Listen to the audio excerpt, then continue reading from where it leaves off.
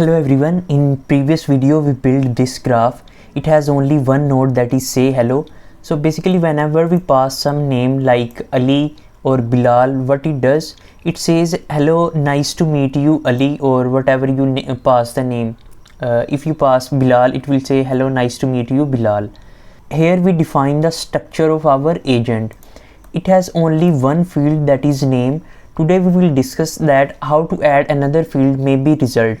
It is our function or node. Basically what it does, it concatenate this name with this string and store the whole string in state name.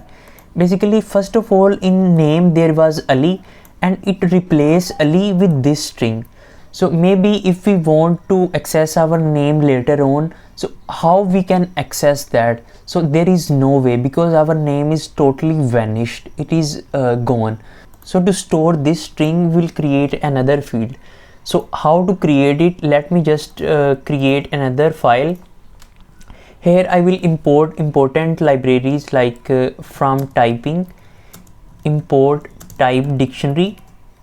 We know that type dictionary is used to build or construct the structure of our agent state. And here I will import LangGraph. From LangGraph.graph I will import state graph. Yes, let me run it, and after that we have to build the structure of our agent. Its name is agent state. You can change this name whatever you want, and here I will pass a type dictionary, mean it is inherited from the type dictionary. It has two fields, one is name, its type is string, and I'm saying it has another field, that is result, and its type is also string. Let's run it again. It will be type dictionary. Yes, and here we will define our node. Its name is hello, I'm saying, and here we will pass the state, that is agent state, and we will return the updated state. Now let's concatenate hello, how are you, with our state name, and this time we will store this whole string in our result. So how to access the result? I will simply type state and result is equal to, and we know that we have to return the state. Let's run it again. So here we will create our graph. I will simply type state graph. We know that state graph is used to build the graph, and here I will pass the agent state. Let me store it in a variable, that is graph, and I will add the node, that is hello node.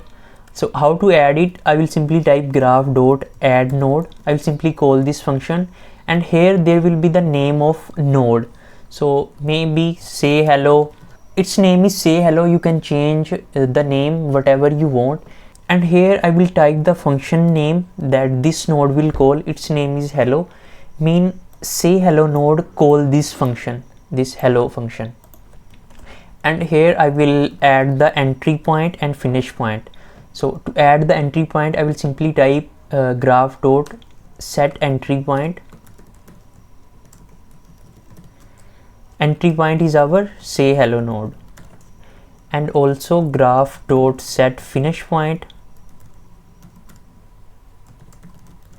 and that is also say hello node.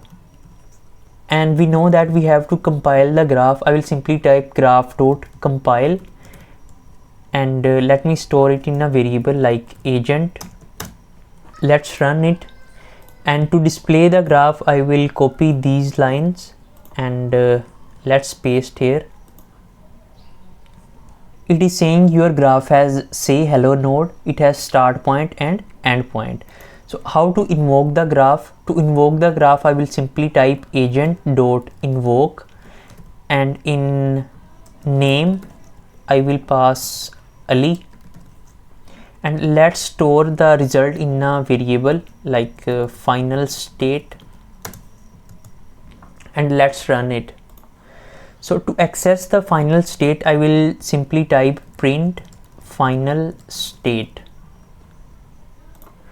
You see, now in name there is Ali, and in result there is hello, how are you, Ali. Now we have name as well as the result.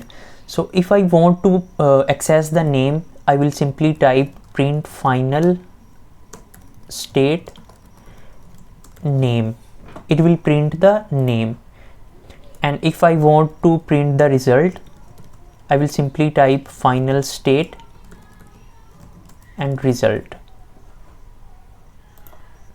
It says hello, how are you, Ali.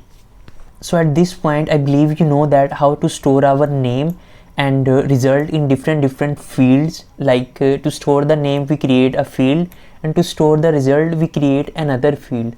So we create this result field because previously we are storing this string in state name and our name was replaced. So now in this way our name is still there. We are able to access it by using final state name, and to access the result we will simply type final state result. It is the better approach to build the agent, and I will name it as agent 2 maybe. So that's it for now. In next video we'll see that how to input different fields, and yes, see you guys in next video, and don't forget to like and subscribe. Have a great day, guys.